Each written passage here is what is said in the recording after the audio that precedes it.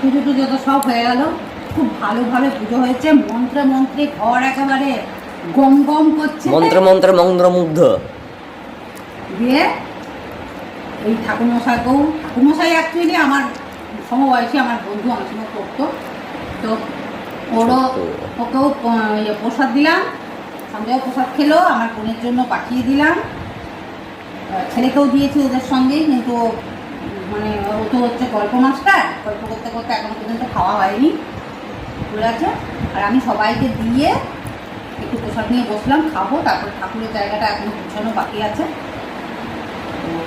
এই যে সিন্নি আর আমের আঁঠিটা আমি নিয়েছি, বেশি আম কিনিনি, দুটো আম কিনেছিলাম, তার মধ্যে একটা ওই নারায়ণের উদ্দেশ্যে গোটা ফল দিতে হয় সেখানে দিয়েছি, সেটা ঠাকুরমশাইকে দিয়ে দিয়েছি, আর একটা আম থেকে। চলো, এই হচ্ছে পুজোর প্রসাদ, খেয়ে নিই, পরে আবার